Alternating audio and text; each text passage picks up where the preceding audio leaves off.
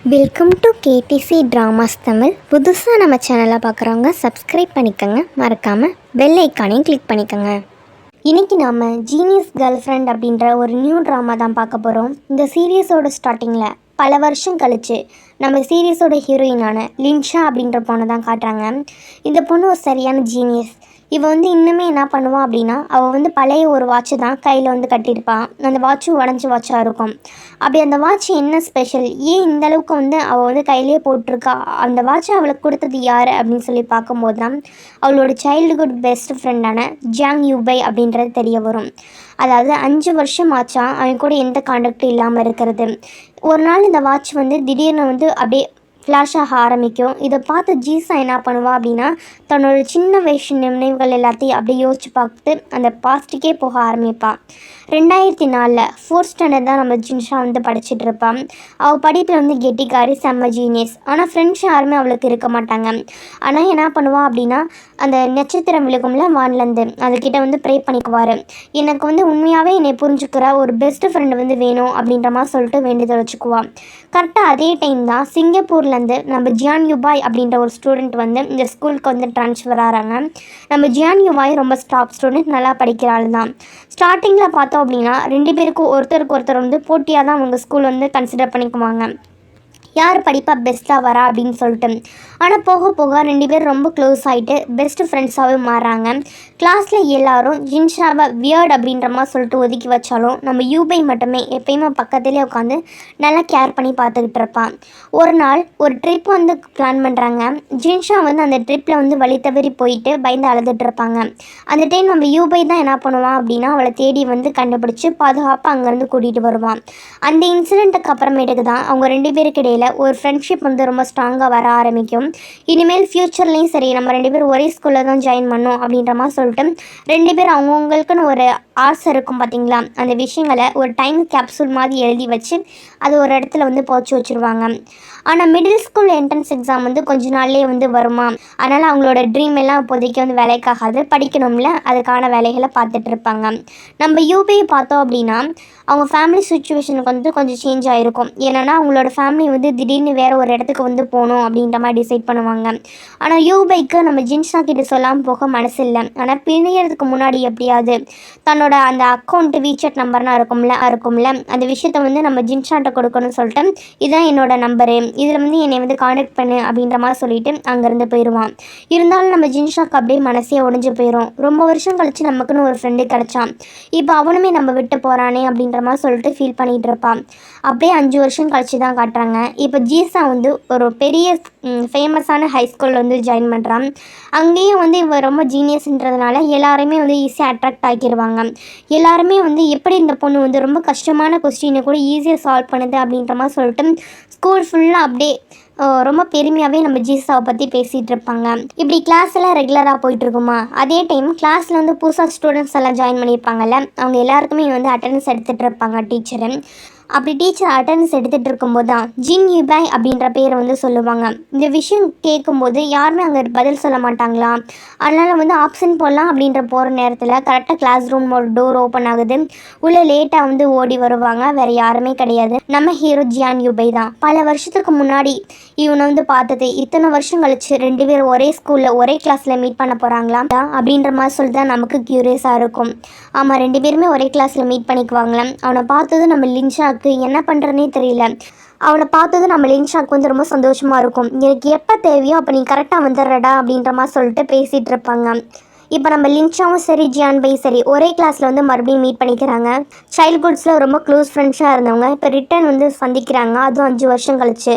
First ஸ்டார்டிங்கில் பேசும்போது 2 பேருக்கும் கொஞ்சம் ஆக்வர்டாக தான் ஃபீல் ஆகும். என்ன தான் இருந்தாலும் பேச ஸ்டார்ட் பண்ணணும்னு சொல்லிட்டு அப்படியே பேச ஆரம்பிப்பாங்க. கிளாஸில் இருக்க பசங்க எல்லாருமே நம்ம ஜியான் யூபை கிட்ட அவங்க சிங்கப்பூர்லேருந்து வந்திருக்கான்னு தெரியும், சிங்கப்பூரில் இருக்க லைஃப் ஸ்டைல் எப்படி போச்சு அப்படின்ற மாதிரி கேட்கும்போது அவனும் அந்த விஷயங்கள் எல்லாமே சொல்லிகிட்டு இருப்பாங்க. நம்ம லின்ஸா வழக்கம் போல் புத்தகத்தில் என்ன இருக்குது அப்படின்ற மாதிரி சொல்லிட்டு அந்த விஷயத்தை ஆன்சராக சொல்லி எல்லாரும் அமைதியாக்கி அப்படியே உட்கார வச்சுருவான். அடுத்த அன்றைக்கி நைட்டு தான் காட்டுவாங்க. நாள் முழுக்க நடந்த விஷயம் எல்லாத்தையும் நம்ம லின்ஸா நினச்சி பார்த்து தூங்க முடியாது முடியாமல் ஒரு மாதிரி வந்து ஃபீல் பண்ணிகிட்டு இருப்பான். அப்போ தான் நம்ம ஜின்யாவுக்கு மெசேஜ் அனுப்பலாம் அப்படின்னு சொல்லிட்டு அனுப்புகிறான். அதுக்கப்புறம் 2 பேரும் பழையபடி ஃப்ரெண்ட்ஸ் தானே, மாறி மாறி அவங்க இது வரைக்கும் என்ன இது பண்ணாங்க அப்படின்ற விஷயங்கள் எல்லாம் பேசிக்குவாங்க. அப்போ கூட ஜின் என்ன சொல்லுவான் அப்படின்னா, உனக்காக ஸ்ட்ராபெரி மில்க்னா வாங்கியிருந்தேன், ஆனால் கொடுக்க வைக்கப்பட்டு கொடுக்கல அப்படின்ற மாதிரி சொல்லிட்டு இருப்பான். பரவாயில்ல நாளைக்கு வாங்கிட்டு வா, நான் சாப்பிட்டுக்கிறேன் அப்படின்ற மாதிரி சொல்லிட்டு அவளும் பேசிகிட்டு இருப்பான். அடுத்த நாள் 2 பேரும் ஃபஸ்ட்டு என்ன பண்ணுவாங்க அப்படின்னா, முன்னாடி இருந்த மாதிரி ரொம்ப அக்வர்டான ஃபீல் பண்ணாமல் க்ளோஸ் ஃப்ரெண்ட்ஸ் தானே மினுக்கம் அதே மாதிரி பேசுவாங்க. அதுவும் ஸ்கூலில் லின்ஷா தான் ரொம்ப ஜீனியஸான டேலண்டான பொண்ணு. அவள் வந்து எப்படி இருப்பான் அதே மாதிரி தான் நல்லா படித்து ஃபுல்லாகவே ஃபஸ்ட் மார்க் வாங்கி ஜீனியஸ் அப்படின்றத நிரூபிச்சுட்டே இருப்பான். ஃபிசிக்ஸ் கிளாஸில் வந்து டீச்சர் வந்து கஷ்டமான கொஷின் கேட்டால் கூட டக்குன்னு இவன் ஆன்சர் பண்ணிடுவான். அதை பார்த்து எல்லாருமே ஷாக் ஆகிடுவாங்க. அடுத்து ஸ்கூலெல்லாம் முடிஞ்சதுக்கு அப்புறமேட்டுக்கு வீட்டுக்கு நடந்து போயிட்டு இருக்கும்போது லின்ஸா வந்து தன்னால் இன்னும் வந்து ஃப்ரெண்ட்ஸ் உருவாக்க முடியல அப்படின்ற மாதிரி சொல்லிட்டு ஃபீல் பண்ண விஷயங்கள் எல்லாத்தையுமே நம்ம ஜியான்யூபை கிட்ட சொல்லுவாளா. அதுக்கு ஜியான்யூபை என்ன சொல்லுவா அப்படின்னா, உண்மையான ஃப்ரெண்ட்ஸாக இருந்தாங்க அப்படின்னா தானாகவே நம்மளோட வாழ்க்கைக்குள்ளே வருவாங்க, அப்படி என்னனால நீ வந்து ஃபீல் பண்ணாத அப்படின்ற மாதிரி சொல்லிட்டு ஆறுதல் சொல்லுவான். அதுக்கு பின்னாடி வந்து சைனாக்கு ஏன் திரும்பி வந்தா அப்படின்ற மாதிரி கேட்கும்போது உன்னால தான் அப்படின்ற மாதிரி சொல்லுவானா. என்ன அப்படின்ற மாதிரி கேட்கும்போது இல்லை உன்னால தான் அப்படின்ற மாதிரி சொல்லுவான். அவள் அதை கேட்கும்போதே அவளுக்கு வந்து ஒரு மாதிரி டச்சிங் ஆகி போயிடும். இந்த டைம் வந்து இவனா பேசிகிட்டு இருக்கும்போது இவங்க கிளாஸில் படிக்கிற டாங்டீன் அப்படின்றவங்களோட அம்மா நோட் பண்ணுவாங்க. லின்ஸ் அவ்வளோ புத்திசாலியாக இருக்கிறதுக்கான காரணம் வந்து அவள் ஸ்ட்ராபெரி மில்க் குடிக்கிறது அப்படின்னு சொல்லிட்டு தன்னோட பொண்ணுக்கும் என்ன பண்ணுவாங்க அப்படின்னா நிறைய ஸ்வீட் வாங்கி கொடுக்குறாங்க. பாவம் டாங்டிங் அவளால் வந்து முடியாது, அதனால வந்து குடிச்சிட்டு இருப்பாள். அப்படி குடிச்சதுனால அவளுக்கு முகத்தில் பிம்பிள்ஸ்னால் வந்துடும். இதுக்கெல்லாம் காரணம் அந்த லின்ஷா தான் அப்படின்ற மாதிரி சொல்லிட்டு செம்மையாக வந்து கடுப்பாயிருவான். இன்னொரு பக்கம் ஜின் பைஹே அப்படின்ற ஒரு கேரக்டரை தான் காட்டுவாங்க. இவங்க என்ன பண்ணுவாங்க அப்படின்னா பார்க்குறதுக்கு வந்து ஒரு கெத்தான ஸ்டூடெண்ட் மாதிரி தான் இருப்பாங்க. இருந்தாலுமே வீட்டில் பேரண்ட்ஸ் வந்து ரொம்ப வந்து இவங்களுக்கு ப்ரெஷர் கொடுப்பாங்க போல இருக்க. அந்த ப்ரெஷரால் ரொம்ப கஷ்டப்பட்டுட்டு இருப்பாங்க. இந்த விஷயம் எல்லாமே நம்ம லின்ஸாவுக்கு வந்து தெரிய வரும். ஃபஸ்ட்டு பார்க்கும்போது வந்து புரியாது, அடுத்து போக தான் இவங்க என்ன வேணால் பண்ணுறாங்க அப்படின்ற டீட்டெயில்ஸ் எல்லாமே இவங்களுக்கு வந்து தெரிய வரும். அடுத்து அன்றைக்கி ஈவினிங் கிளாஸ் முடிஞ்சு போகும்போது க்ளீனிங் டியூட்டி லின்ஸாக இருக்கோமா, நம்ம ஜியான்யூபை தான் என்ன பண்ணுவோம் அப்படின்னா கூட வந்து ஹெல்ப் பண்ணுவோம். 2 பேரும் சேர்ந்து ரொம்ப நாள் கழிச்சு பேசுகிறாங்களே, ஆனால் பேசுகிறே வந்து க்ளீன் பண்ணிகிட்டு இருப்பாங்க. அடுத்த நாள் காலையில் தான் காட்டுவாங்க. கிளாஸ் ரூமில் எப்பயும் போல தான் டாங்டிங்கும் அந்த டுவான்ஷியன் அவங்க 2 பேரும் வந்து சண்டை போட்டுகிட்டே இருப்பாங்க. இவங்களுக்கு இதே வழக்கம் தான் போல இருக்குது, எப்பயுமே சண்டை தான் போட்டுட்டு இருப்பாங்க போல இருக்கு. அப்போ டுவான்ஷியன் என்ன சொல்லுவான் அப்படின்னா, அவன் வந்து நான் புக்கை வந்து படிக்க போகிறேன் அப்படின்ற மாதிரி ட்ரை பண்ணுவானா. அதுக்கு கிண்டல் பண்ணி விடுவாங்க, உனக்கு தான் வராதுல்லடா எதுக்கு தேவலாம் படிக்கிற அப்படின்ற மாதிரி சொல்லிட்டு அதுக்கு டுவான்ஷினும் வந்து திருப்பி வந்து கரெக்ட்பான், நீ மட்டும் ரொமான்ஸ் நாவல் படிக்கிறது எனக்கு தெரியாதா அப்படின்ற மாதிரி சொல்லிட்டு அதை நான் கிளாஸ் ஃபுல்லாக ரீட் பண்ணவா அப்படின்ற மாதிரி சொல்லிட்டு கிளாஸ் ஃபுல்லாக ரீட் பண்ணி சத்தம் போட்டு ஒரு மாதிரி அவங்கள வந்து அவமானப்படுத்துகிற மாதிரி பார்த்துருவாங்களா.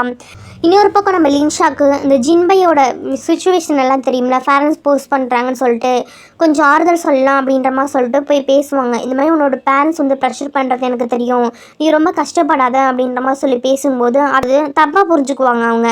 இந்த மாதிரி நம்ம லின்ஷா வந்து நம்ம மேலே வந்து அக்கறைப்படலை, சிம்பத்தி எடுத்துக்கிறாங்க ஒரு மாதிரி அப்படின்ற மாதிரி சொல்லிட்டு கோவப்பட்டுட்டு நீங்கள் எப்படி இருக்கணுமோ அப்படி இருந்துக்கங்க அப்படின்ற மாதிரி சொல்லிவிட்டு ஒரு மாதிரி வந்து சொல்லிவிட்டு நான் இதுக்கு மேற்பட்ட உன்னை பீட் தான் பண்ண போகிறேன்ற மாதிரி சொல்லிட்டு அங்கே வந்து போயிடுவாங்க. இந்த விஷயம்லாம் கேட்கும்போது நம்ம லின்ஸாக்கு அப்படியே மனசே உடைஞ்சு போயிடும்.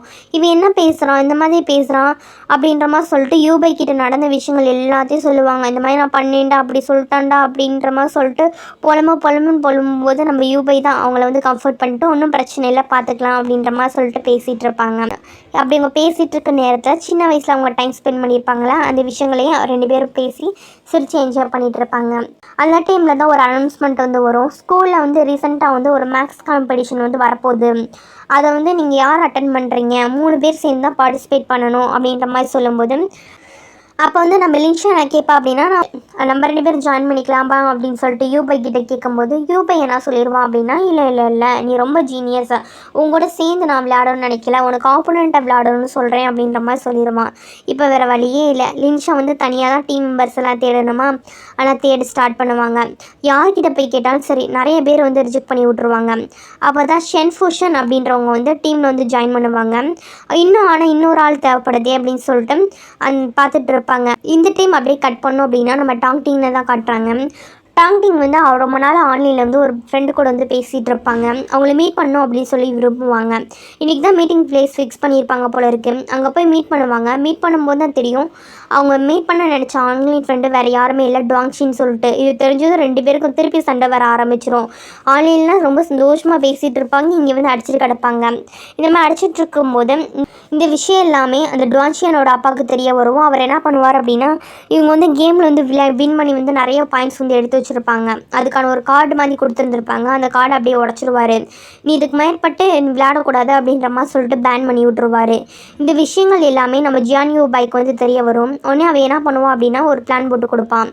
அந்த பிளானில் நம்ம லின்ஷா என்ன பண்ணுவான் அப்படின்னா, நானும் வந்து போய் கஷ்டப்படுறேன் அப்படின்ற மாதிரி சொல்லிட்டு அடுத்த டீம் கால் வேணுமே, அதனால் போயிட்டு அந்த கார்டை வந்து ஜெயிச்சு கொண்டு வந்து கொடுப்பாங்க. கொடுத்துட்டு இந்த மாதிரி வந்து நீ அதுக்கு பதிலாக வந்து என்னோடய காம்படிஷனில் ஜாயின் பண்ணுறியா அப்படின்ற மாதிரி கேட்கும்போது டுவான்ஷினும் சரி ஓகே அப்படின்ற மாதிரி சொல்லிட்டு நம்ம லின்ஷாவோட டீமில் வந்து ஜாயின் பண்ணிக்குவாங்க. உடனே ஜின்யூ அப்பா என்ன சொல்லுவா அப்படின்னா, சரி உனக்கு தான் டீம் கிடச்சிட்டாங்க, இனி எனக்கு டீம் வேணும்ல, ஆனால் நான் ஒன்றும் பிரச்சனை கிடையாது, நான் பார்த்துக்கிறேன் அப்படின்ற மாதிரி சொல்லிட்டு நம்ம 2 பேருக்கு இடையில தான் போட்டி, யார் வந்து வின் பண்ணுறா அப்படின்ற மாதிரி சொல்லிட்டு பார்த்துக்கலாம் அப்படின்ற மாதிரி சொல்லிட்டு பேசிகிட்டு இருப்பாங்க.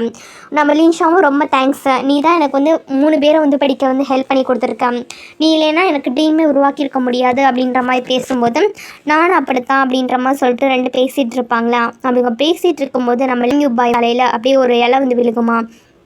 இதை பார்த்து லின்சா வந்து எடுத்து விடுவார். அப்படி 2 பேர் ரொம்ப க்ளோஸாக இருக்கிற மூமெண்ட்டில் நம்ம லின்சாக்கு என்னன்னே தெரியாது, ரொம்ப அழகாக இருக்கல அப்படின்ற மாதிரி சொல்லிட்டு அதை தன்னை அறியாமே சிரித்து அப்படியே என்ஜாய் பண்ணிகிட்டு இருப்பாங்க. இதோட என்ன ஆகுது அப்படின்னா இந்த எபிசோட் வந்து முடியுது. அடுத்து என்ன ஆகுன்றதை அடுத்து வரக்கூடிய எபிசோடுகளை பார்த்து தெரிஞ்சுக்கலாம்.